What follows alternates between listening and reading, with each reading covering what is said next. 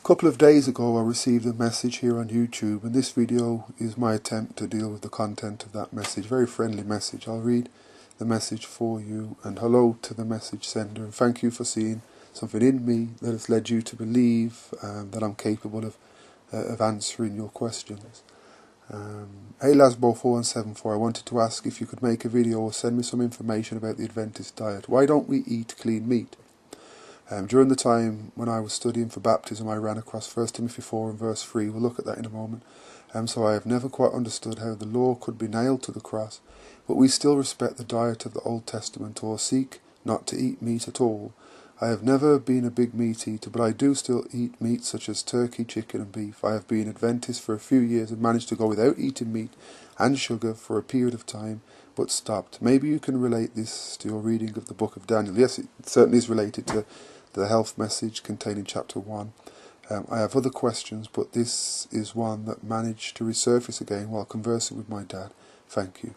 And again, thank you for asking me these questions, for sending me this message.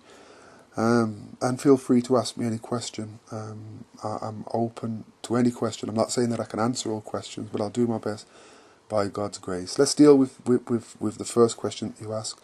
Why don't we Adventists eat clean meat? Now, if you read through Leviticus chapter 11, you'll see two lists there. A list of clean food and unclean food. Clean flesh and unclean flesh. Flesh that can be eaten, flesh that shouldn't be eaten. Why don't we eat clean flesh? Let me answer that question for myself, because I don't eat flesh food. I do eat fish though, so I'm not strictly vegetarian. I, for a while, worked in two factories that produced flesh food, let me get my words out, products. And to be honest, nothing I saw there was good. I found out that the machinery used to basically produce the products was not that clean. The meat itself was full up of hormones, growth hormones, and whatever the animal is given is passed on to us when we eat the animal.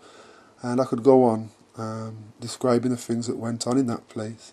If you look into the food industry, the flesh food industry, you'll see that the cow is fed things that he's not meant to eat, so is the sheep, so is the chicken, and so on and so forth. And I'm told that chickens are injected, maybe I'm wrong, if anyone has any information on this, please let me know, that chickens are injected with pig DNA, and I said that's just what I've heard.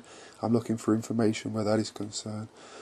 And because of animals being given foods that the Creator didn't want them to eat, in the fact that for a time cows were fed dead cows or dead sheep, animals have become diseased. You've got BSE and Scrapie and a few other diseases could be named that the animals are contracting, that we have chosen to eat. So even the clean meat now has become to a certain degree unclean because of sin, basically, because of the way that man has intervened in the Most High's plan regarding the animal's diet. I'm just trying to remember something else that I wanted to say. So we looked at the fact that the meat is, the flesh is diseased. They've not been given the correct food to eat. There's another point that I could make.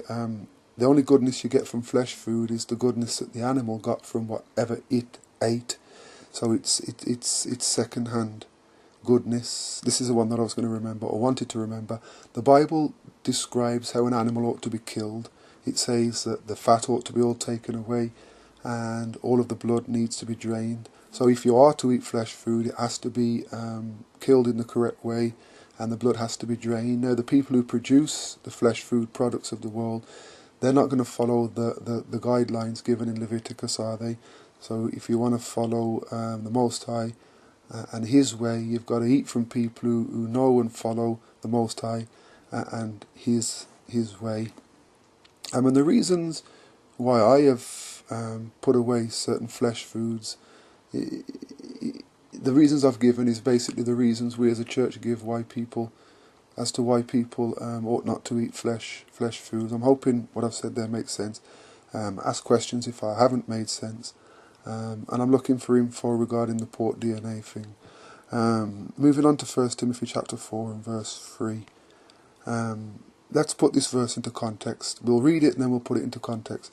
1 Timothy 4 and verse 3 reads, "Forbidding to marry and commanding to abstain from meats, which God hath created to be received with thanksgiving of them which believe and know the truth." Now, if you look at the first two verses, you'll see that Paul is highlighting an apostasy. He's highlighting a falling away from the truth because of people giving heed to seducing spirits. In verse 2 he talks about people speaking lies in hypocrisy. Now verse 3, what Paul is doing is defining, he's kind of giving insight into the hypocrisy.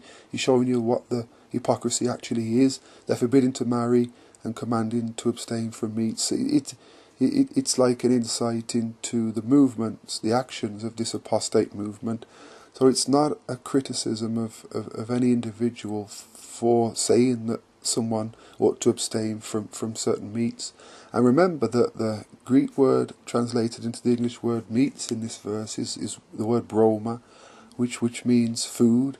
So it would better translate forbidding to marry and commanded to abstain from food which God hath created to be received with thanksgiving of them which believe and know the truth. Now if you go back to the Genesis account and look into the food that the Most High created to be received with thanksgiving, you'll see that it was nuts, grains and pulses, and so it's not really a reference to flesh food here. And I could go into more detail, and if you'd like me to, then ask questions, and I will do so, the Most High permitting.